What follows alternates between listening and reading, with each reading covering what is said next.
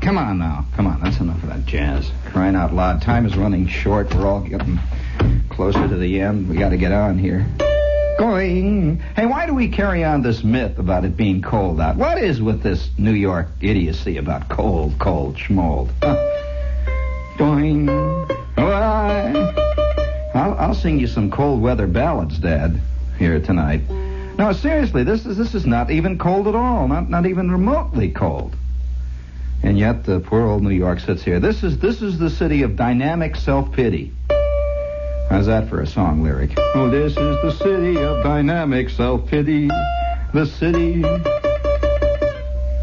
that weeps in its beer. Yeah, this city really. I can tell you this, that I talked to my mother in Chicago last week, and at the time I was on the phone with her, she said, "Wait a minute." I said, "How is it, Ma? How's the weather?" And she says, "Oh, all right." And I said, "Well, how is it?" She says, "Oh, well, wait a minute, I'll look out." And so I could hear her cracking the ice as she's looking out between the geraniums, in the kitchen to look at the thermometer that she's got strapped on the windowsill there, with the covered with ice floes. And I could hear her talking, and then she comes back to the phone. She says, "It's about 12 below." I said, "Below zero." She said, "What do you think?" That's just the way it is, And here in New York, there's cold. And the guy on the radio is saying the temperature is now 25 degrees. It's a cold, terrible day, so don't go out, folks. 25 degrees. And this nutty city is the only city in the country yet that's hipped on skiing. What do you think you do? Where do you ski, you nuts? Crying out loud. This is a masochistic city if I ever saw one. On the one hand, they're all screaming, yelling, trying to get in and out of cabs, with hitting each other, trying to get into a heated cab. And those same louts are going up into Vermont, where it's 107 below zero, and busting their ankles. I suppose the next thing guys are going to work out some system where you can use a cab to ski in. Go down the side there with a... Yeah, it's really a nutty time. I don't like to. It's funny as an old frostbitten Midwesterner. This weather just gets my blood going good. It really does. That a guy who comes out of the wilds of northern Indiana and the whistling prairies of Illinois. It is only at about this time that his radiator begins to really move, actually. Truly, that there are certain metals, elements, that have different melting points, of course. That mercury, under ordinary circumstances, is actually melted. That it is ordinarily a solid. But yes, it is a solid. And during its regular room temperature life, it is melted because it's too hot. Well, this is literally the case with a good Midwesterner, that a Midwesterner does not begin to actually think good until the temperature is around 15 below.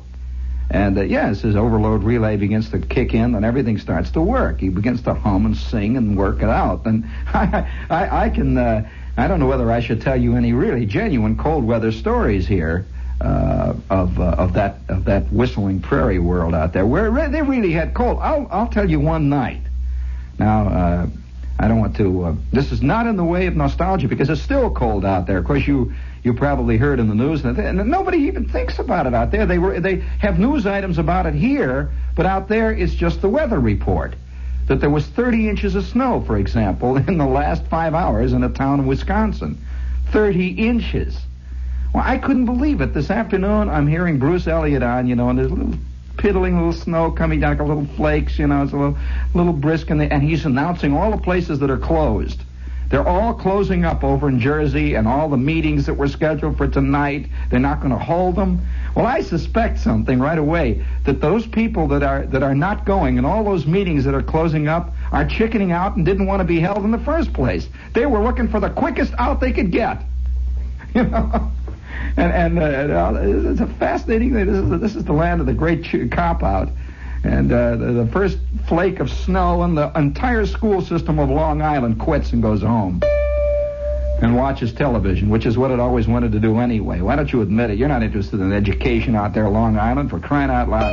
You're interested in swinging, making martinis and all that stuff. I know all about Long Island. Staten Island, oh, it's even worse. Terrible, terrible. Well, let me tell you, though, about one night. I remember vividly one particular night. There's a thing that Midwestern winters do that does not really happen here in the East because we have an ocean here. And this ocean is a great tempering body. By that I mean, it acts like a big heater out there during the winter time, and it acts like a big cooler in the summertime. Well, there's no such thing really. The lake is the opposite in the Midwest. That the lake acts like it makes it even colder, because the lake, and I'm talking about Lake Michigan here, is an enormous flue. It really is. It brings the wind unbroken directly down from the Arctic Circle. It sweeps down over Michigan, and it whistles right down that lake, and it screams through the Straits of Mackinac, and whistles past Ludington and Benton Harbor, and it gains steam until finally, as it approaches the southern end of the lake, that wind is howling 150 miles an hour, and boom, it hits the shoreline there, sweeps over Hammond, Gary, and Chicago, and bathes it in what's left over from the Arctic Circle, and you can smell the polar bears. Oh, boy. And it goes down, of course, because of the way it is there, something happens that does not happen here. It is not at all uncommon for the temperature to drop 30 degrees in maybe a half an hour. I mean 30 degrees. Boom, boom, pow, thump. It goes down. I mean, you go out of the house, it's 40 degrees. You walk down, you get in your car, and you start your car. It's fine. The sun is shining. The car's going. And all of a sudden, you see the windshield is clouding over just while you're sitting there. And between grinds of your starter, it is now dropped down to 20. And just as you reach for the third one, it's down to 7 above. And the fourth shot of your starter, it's frozen. It's 10 below. You get out. Oh. I'm not exaggerating, of course, not much more than just maybe 5 degrees, but it really is a fantastic thing. I'll remember this. Now, here's one night. I'm going to give you what happens is this. You see, is because of the precipitous drop and the precipitous fluctuation of weather out there. Nobody anymore in Chicago. Nobody even talks about the weather. It's just there. Now, a guy who has lived next to the Grand Canyon for 500 years does not exclaim every morning at what a big hole in the ground is out there. He just walks around, and the world is composed of holes in the ground as far as he's concerned. And I can tell you, Arabs are never amazed at how much sand there is in the desert. That's just there. They are never talking about the heat. It is always there. It has always been there, and they don't even know it. And so the temperature may be 130 degrees, and that Sirocco is whistling along, and the wind is flying, and an Arab is just standing around picking his teeth. He's just, it's just an ordinary Wednesday as far as he's concerned. And all the rest of us, what is it? The wind is blowing, and our eyeballs are scorched. Not an Arab.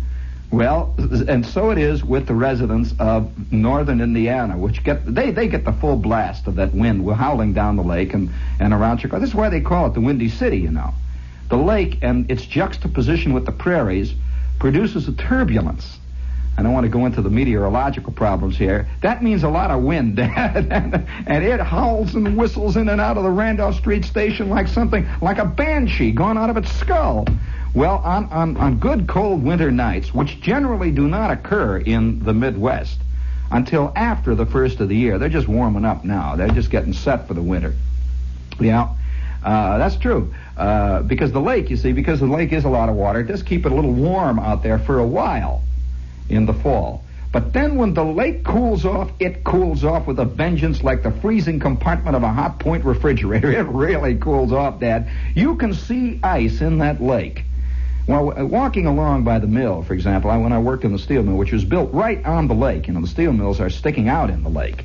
All steel mills are sticking out into the lake because they use the lake for ore shipments, the boats that come down from the Mesabi Iron Range and from way up north that bring in the coal and all so forth, and of course ship out the stuff too after they make it. It is necessary to have water for a steel mill. Well, in January and February, the ice flows on Lake Michigan extend as far as your eye can see. They go maybe 8 or 9 miles. There's a big ice breakup. The lake is totally frozen over during the winter. Not frozen over, but it is impassable for shipping. Are you aware of that? that they have the big spring breakup. Well, I have seen ice flows in Lake Michigan in April. Ice flows that were like 9 stories high and about 17 miles across. Well, that means you've got a pretty brisk April when the wind is blowing off an ice flow that extends all the way up to Sault Ste. Marie and blows it right down your ear, right into the windows in the bedroom. You've got a pretty cold April, I'll tell you. And of course, likewise, in the middle of January and February, it's fantastic. Well, I'll tell you one night. I remember this night because it was so vivid. You know, the really big nights make it with a kid. And I was, well, I can tell you exactly. I was in 6th grade. I was in 6th grade, exactly. How old was a kid in 6th grade? Because I can tell you who it was. It was Miss Smith. He's what, 10? 10, okay. Well, all right, I'm 10 years old, see, and I'm in 6th grade. And I come home from school. My kid brother comes home from school, and we went to different schools then. And he went down to the school that's about 4 blocks away, and I went to the one that was about 1.5 miles away, you see. This is in Indiana. And so it is now about 6 o'clock. The temperature is roughly 30 or so, which is a very warm day in the middle of winter in Chicago, in that area. And everybody's out, you know, and throwing little snowballs around. Because they always have snow. That's another thing. Snow lands on the ground in the Midwest, I'd say roughly about October. We'll say they get their first snowfall. The original snowflakes are still there in June. The original ones. They just move them around, that's right. They move them off to one side a little bit, but they're still there. I've seen streets, main streets, covered with snow and successive short freezes and thaws and snow and thaw and snow, to where the street is 2 or 3 feet higher than it is normally. And it is a paved street, paved with ice. They can't get it off. Literally cannot remove it. And so people just drive on the ice. The street then is coated with a coating of ashes and stuff, and you think that's the street. Well, finally, when springtime comes, the whole street sinks 2.5 feet. It just goes right down. You find shoes, you find old footballs, you find a couple of lost natives. And, yeah, they'll find a native that's been lost ever since September. They'll find him in a drift, you know. That's the end of it, you know, when it thaws. Well, speaking of lost, this is WOR, AM with FM, New York here. But I don't know, I suppose I'm boring the daylights out of you, because nothing is worse than rotten weather stories. But I'm going to tell you what happened on this night. And I'm not exaggerating it. I'm going to tell you exactly what happened. It was about 30 degrees, and it gets immediately dark out there. At this time of the year, there is hardly any twilight. It's either light or it's immediately dark. And most of the days in the Midwest, in the middle of winter, and because of the way it is, because of a lot of other things, the weather conditions out there, it's extremely dark. It is very gray a good part of the time. I can remember in schools when it's so dark that they have to have all the lights on, and it's just like night almost in the middle of the afternoon in a good, really cold winter day. It's gray, Stygian gray. It's almost black. Well, you get home, it's about 30, maybe 25, something like that, just a little bit below freezing. And it's about 4 o'clock, about the time the kids come home, and it's already pretty dark and the lights are on. So I go to the store. My mother says, go to the store. Well, I start out to go to the store, which was about 1.5 blocks away. Now, remember, there was already snow, which had been on there, on the ground, off and on for maybe 1.5 months, just snow and rubble and ice and stuff. And so I'm running along, and I'm sliding in the snow and everything. And about halfway to Mattingly's store, I feel this... It just starts out like that. There's a big puff of absolutely blood-chilling, ice-cold wind. It's like opening up an enormous deep freeze with a fan attached. Just one puff. Well, I took off from Mattingly's store knowing exactly what is about to occur. It has come from the direction of the lake, which was about 1.5 miles away. I get in Mattingly's store, and I'm buying whatever the stuff is that says on the note, and they're loading it up, the hamburger and the salami, and I'm getting the sauerkraut and the red cabbage and stuff, and the oleo and everything, and I'm buying all the big stuff we're going to have, and I'm loading it up, and I got my bag, and I walk out of Mattingly's store, And it is now about 10 or 15 degrees colder than when I started out, and it is roughly about 50% darker. It gets dark almost instantly when the big cold comes down from the north woods. You see, the north woods we can practically see from the front porch. Most people who live in New York have never seen the northern lights. Well, the northern lights are a very common sight in backyards in the Midwest. And already it's starting to come, along with the wind, these tiny pellets of this hard Arctic snow. Now, the snow that I'm referring to is a different kind of snow than the kind of snow we get, these big, soft flakes that come flying down. These are like tiny ice BBs. They're little BBs. They're like sand. It's very fine and very hard and gritty. And it blows your face and burns your face and scours you like you're being scoured by some kind of fantastic frozen sandpaper. Well, I'm trudging home now against the wind. And the wind is picking up. The temperature is dropping maybe a degree or two every 5 minutes. It really does drop about every 5 minutes, a degree or two, maybe 3, maybe 4. It goes down so fast. Well, I'm about halfway home. My nose is running. My eyes are watering. My mitten is lost. My mitten is gone. You know, you get a frozen mitten and it's gone, and I'm crying and yelling and hollering, and the wind is howling, and I see about 9 other kids all around. You know, Watts is struggling against the wind, and there's all the kids are coming home from the store, which was the big scene. You know, they go to the store, and you can see kids dotting the horizon. They're like lost camels in a fantastic desert. And the wind in the house looks like it's 1,000,000 miles away. You can see a light, you know. Hey, whoo, and you're struggling, and the cars are going past, and every car that goes past, when it's really getting cold, you can tell, it leaves a trail of exhaust about maybe 30 or 40 feet behind it of condensation. That's really getting cold now. And I knew it was cold. Already now it must have been about 0. In the half hour that I'd been on the way to the store, it is now down to maybe 0. And going down like a rock, plummeting. You know, wind is picking up, and the wind is howling maybe 45, 50 miles an hour, not in gusts, but in a steady icicle stream. It's like it's made of 1,000,000 ice picks. Oh, woe is me. And the wires, we have these big wires above us, you know, the telephone wires are screaming. You see, all the wires here in New York are pretty well hidden, you know. Well, in towns in the Midwest, the wires are above ground, you know. They have these telephone poles, and you can hear those wires screaming like the rigging of a clipper ship. Believe me, heading into the Cameroons, the wires are whistling, and I finally get up on the front porch, and it is just insane. The house is already, immediately what happens is all the storm windows freeze up completely. You can't even see in the house. And those storm windows freeze up so hard and so fast that even the light does not show through the ice. The ice is just a thick white coat of a kind of snow. It's like the kind of stuff that you got inside the freezing compartment of your refrigerator. And then bang up, I'm cold! Open goes the door, and I topple into the living room, a solid block of ice, my galoshes clanking and my ears falling off, yelling and hollering, and the oleo is frozen solid.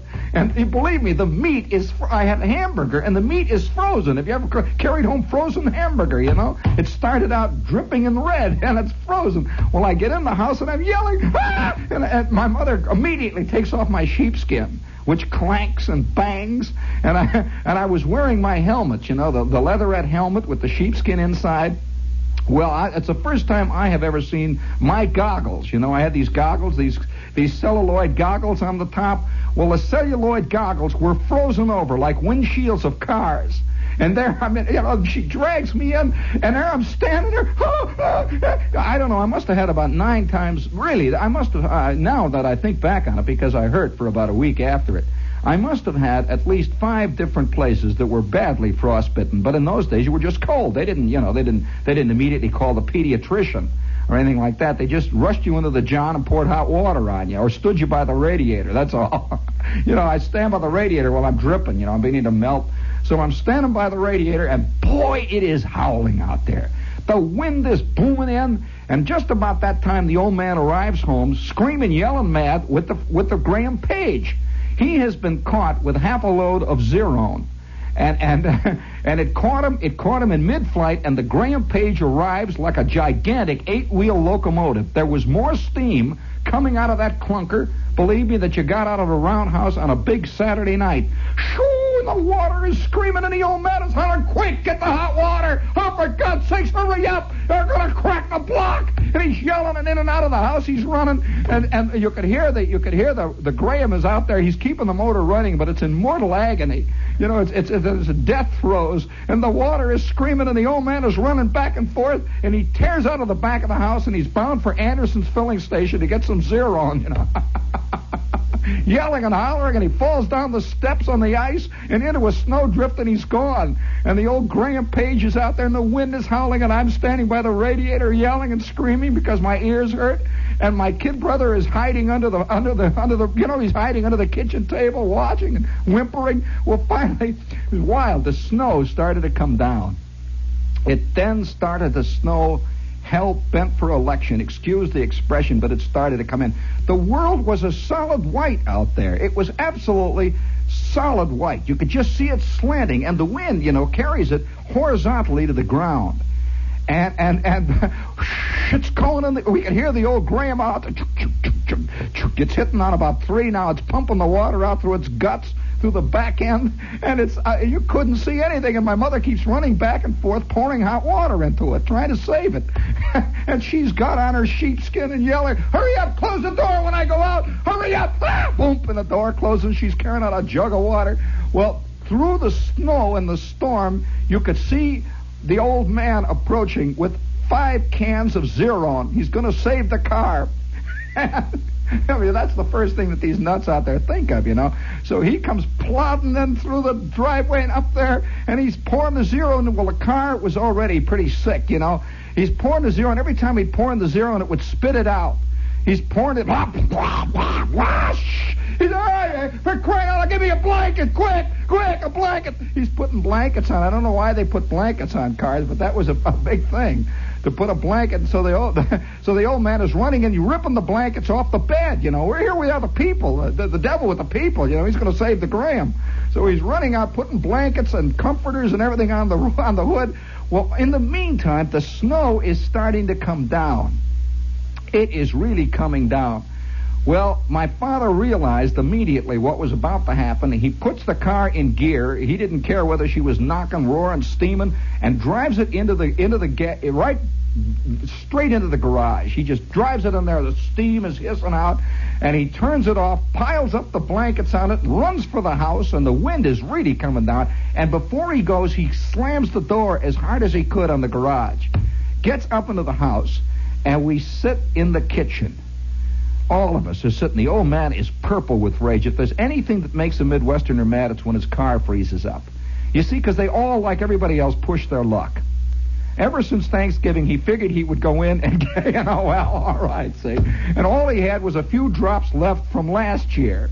And the way the Graham used everything. This Graham Page used gaskets the way most cars use oil. He was putting a gasket in every third day, It's just a kind of car like that. It burnt everything. So he's sitting there, and of course, nobody can get madder than a guy who's mad at himself for lousing up. And he is really mad. He's sitting at the kitchen table madder than the devil, and every once in a while he gets up and he takes a penny, and this is a Midwestern trick. You take a penny, an ordinary penny, and you hold it on the window, the frozen window, and the penny will melt a tiny round spot. It'll make a clear peephole in a frozen-up window so you can look out. So he's got these 2 penny holes for his eyes, and he's looking out at the garage. He says, "That damn thing!" And he's looking out. Whoo, the wind is drifting it up. And by now, it's been maybe a half an hour, and my mother is serving the hamburgers. The garage is already drifted up to the eaves. It is that quick. This stuff is coming down in screaming, maniacal bushel basketfuls from up in the North Woods somewhere, and it is bringing large chunks of the lake in with it. And it is now up to the eaves in these the garage looked like a pyramid. It just went up like that, no sides, just drifted up.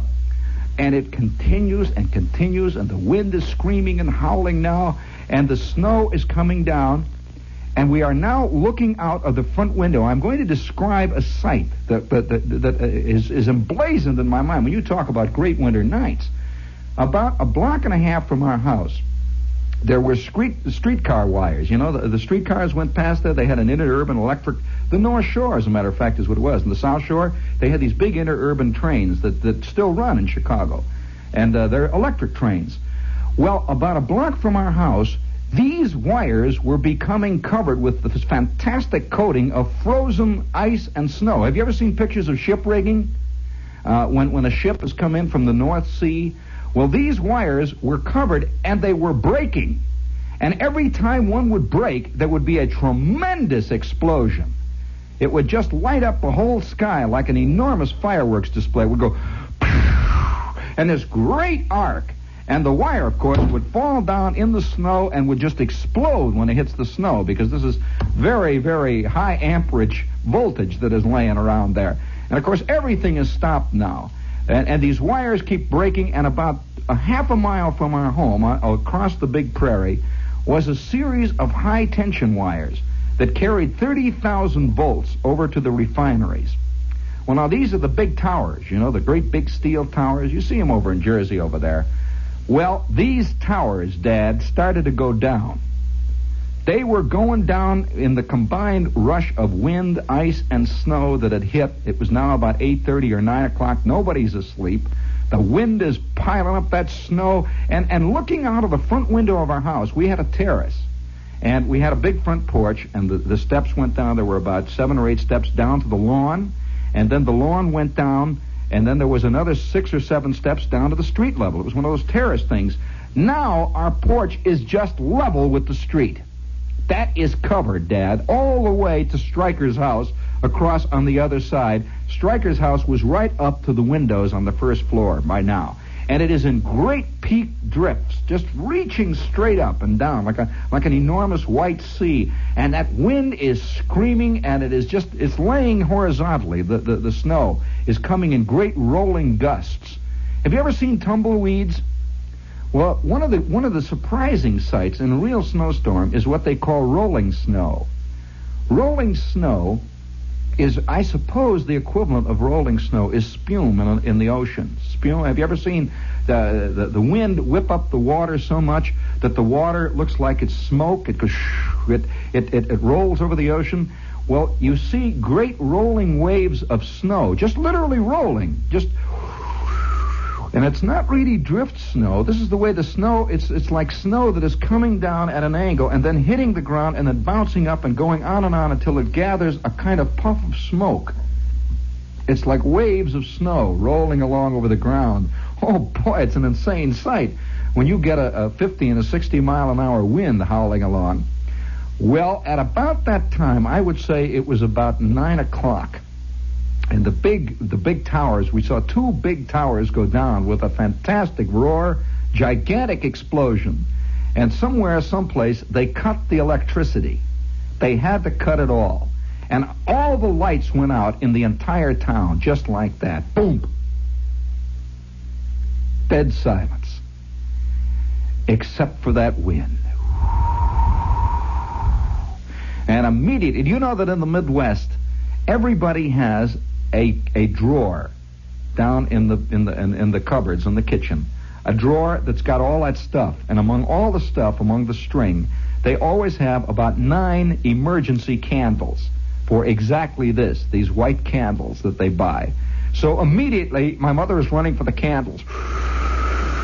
Now wind is screaming over that wild ground, just screaming.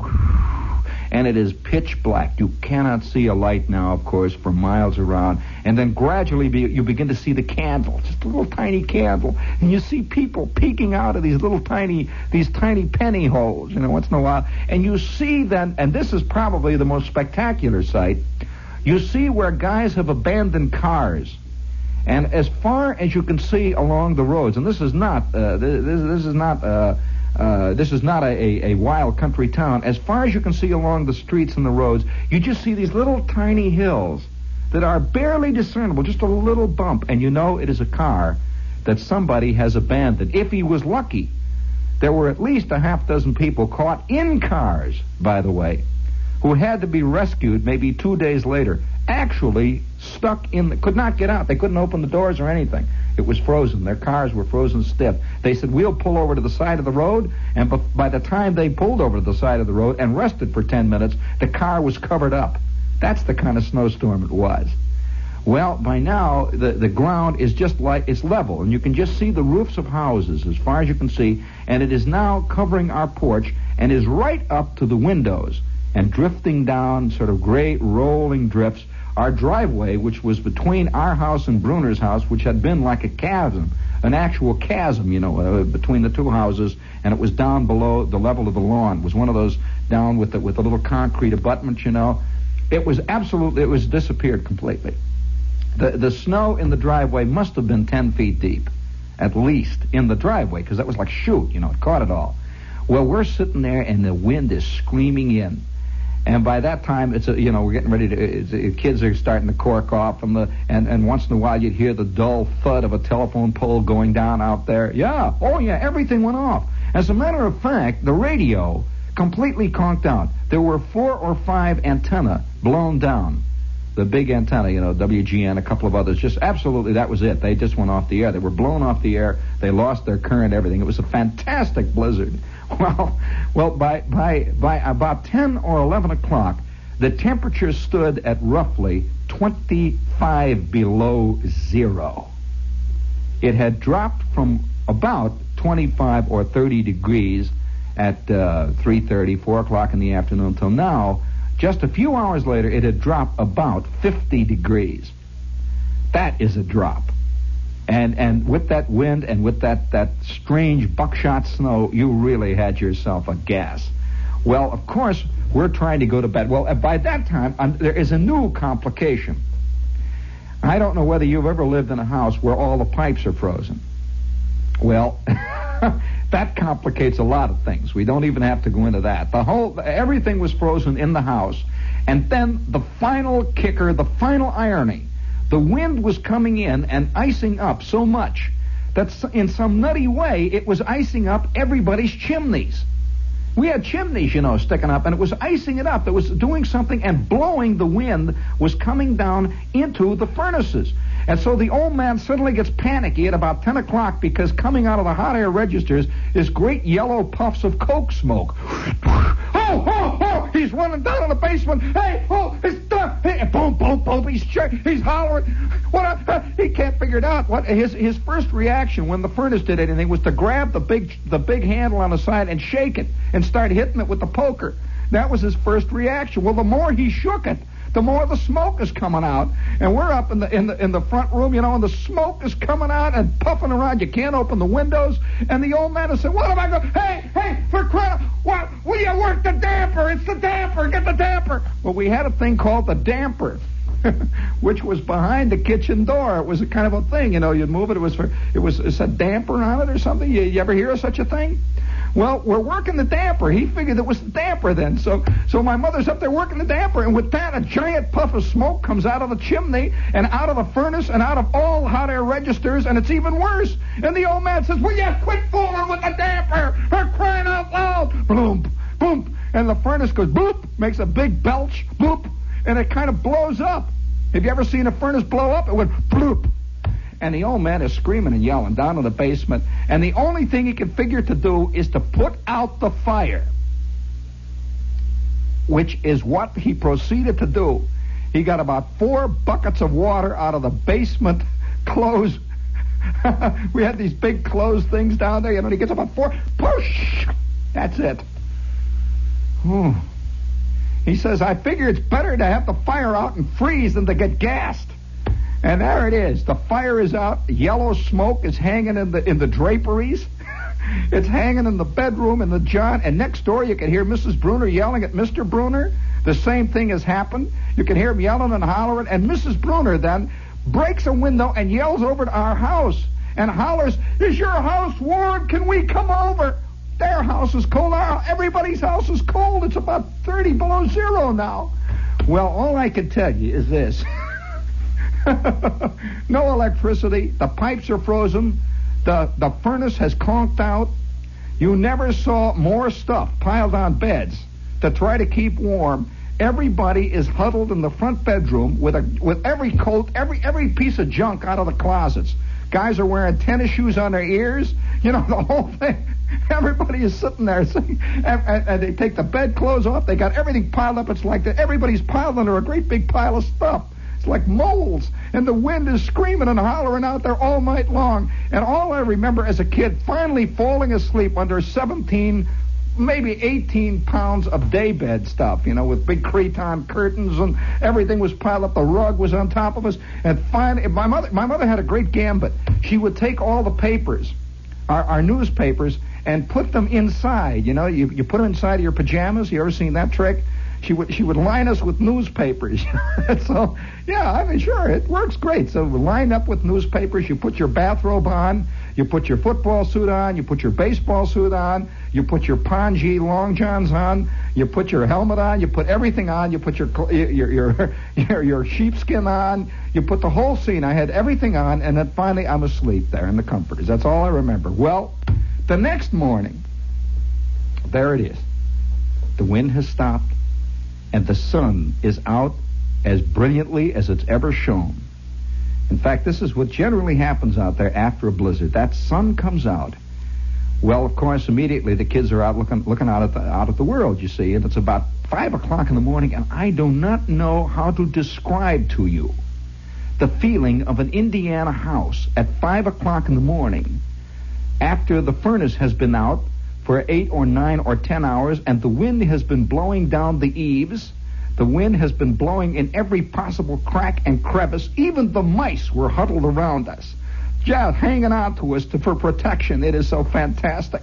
And immediately, the only thing that worked was the gas oven.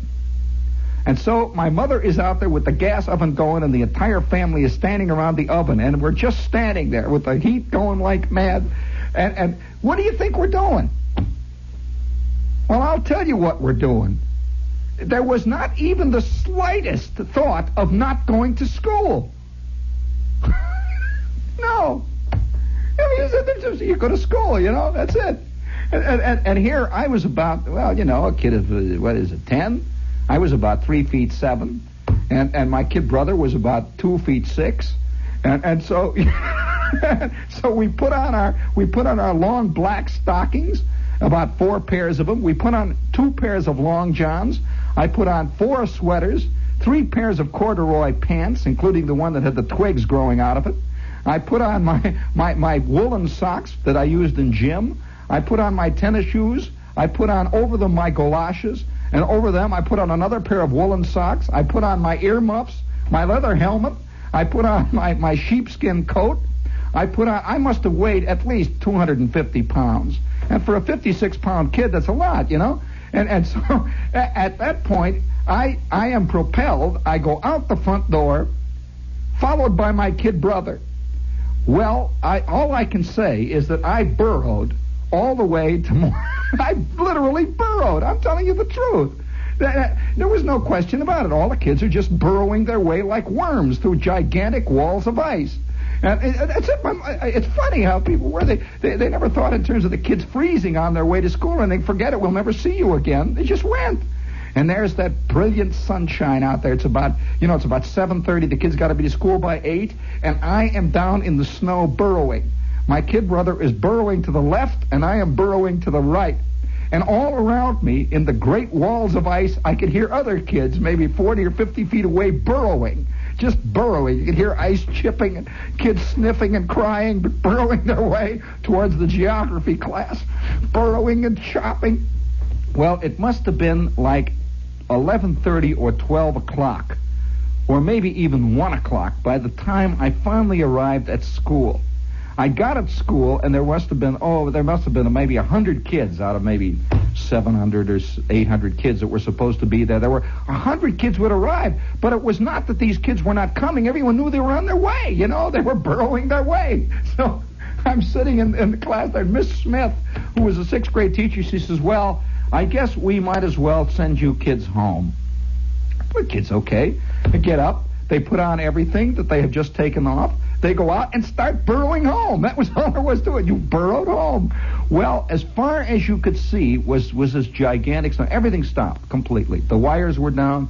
The streetcars stopped running. The great big high tension poles were just laying over like enormous old melted icicles. And we got back. It was a big deal. You know, the kids really dug it. So we got back home and we climbed up on the porch. It's now about 3:30. It's getting dark. And that's it. That was the giant snowstorm. That snow, we did not get our car out of the garage for roughly 3 weeks. I'd say anywhere from 3 to 5 weeks. And don't think for 1 minute that the old man wasn't glad. It was the only time he could get away from that rotten Graham Page and do it legally. And by the way, it was my old man's, he used that as an excuse the following spring to get another rotten car. He says, that Graham is shot after the big snow. What am I going to do? Every big snow, he always used it as a cop-out so he could get rid of the latest turkey that he bought. I'll never forget the Hupmobile with the rubber transmission. You don't want to hear about that. But this snow was there, and it laid there. I would say, probably that snow laid on the ground, and the concomitant disaster and confusion. That was not considered a disaster, though. It was just considered a bigger storm than usual. Nobody said much about it. There was not a lot of writing about it, but that started a cycle. And if any of you are interested in history of meteorological events in America, that is one of the longest cold cycles that ever hit the Midwest, that area. As a matter of fact, there was something like 6 weeks where the temperature did not rise above zero one day. And it hovered roughly in the average vicinity of some 15 below all the time, 24 hours a day. And it got to the point where if the temperature got up to zero, that was like great, you know. You take off your sweaters and start running around and hitting tennis balls and stuff around. Oh, really, that's true. And all along the fronts of the houses were icicles that just like great sheets just lay right down all the way to the ground. Great, fat, flat sheets just laying down there, just hanging down. And the light is so beautiful. The light is cannot even really be described. The light, a combined light of snow coming through icicles, covering windows, gives a peculiar stained glass quality to even the rottenest house. And there were these enormous icicles that hung down outside of our kitchen window. And my mother is looking through the geraniums in her orange chenille bathrobe and looking at just a great big wall of icicle. And she'd keep looking, and once in a while you'd hear Bruner out there muttering on the other side of his icicles. And it was like, you know, it was a big party. Everybody enjoyed the big storm. They were all there, and they stayed there, and they looked out, and they sang, and they hollered, had fist fights. By the way, the population had a tremendous zoom about 8 or 9 months later. But storms do many things.